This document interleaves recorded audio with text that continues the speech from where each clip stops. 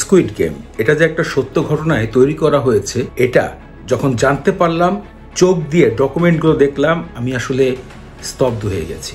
যে গেমস আমি টিভিতে অভিনয় অবস্থায় দেখে ভয় পাচ্ছিলাম, উত্তেজনায় ভরপুর হয়ে যাচ্ছিলাম, কি হবে, কখন মরছে, কিভাবে সম্ভব, এত চিন্তার মাঝে যখন দ্বিতীয় সিজনের পরে গণমাধ্যমে প্রকাশ হয়ে গেছে যে স্কুইড গেম যে সিনেমাটা আমরা দেখছি সেটা বেসিক থিম আসলেই সত্য ছিল।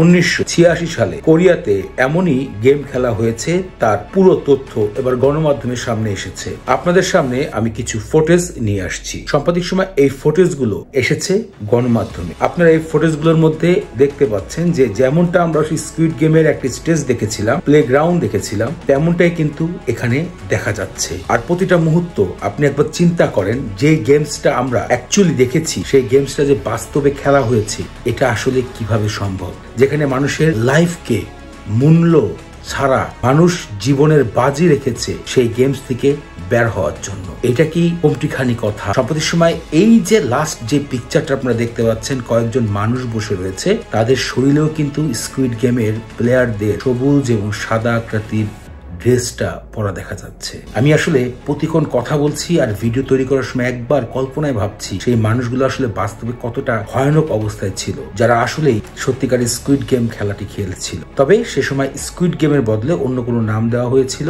যা এখন পর্যন্ত ঠিকভাবে জানা যায়নি। সিনেমার পরিচালক গণমাধ্যমে একবার এই বিষয়টা অবশ্য বলেছিল যে তিনি এই ঘটনাটা কোথাও না কোথাও ইন্সপায়ার হয়েছিলেন। দ্বিতীয় সিজন মুক্তি হওয়ার পরপরই মূলত গণমাধ্যমে প্রকাশ হয়েছে ছবিগুলো। ফ্রেন্ডস, আপনারা কি জানতেন এই বিষয়গুলো? আর এটা প্রথম দেখে আপনার কাছে কি মনে হচ্ছে ভিডিওতে কমেন্ট করে জানাবে। পরবর্তী দেখা হচ্ছে নতুন ভিডিওতে নতুন কোনো গসিপ নিয়ে আপনাদের সাথে।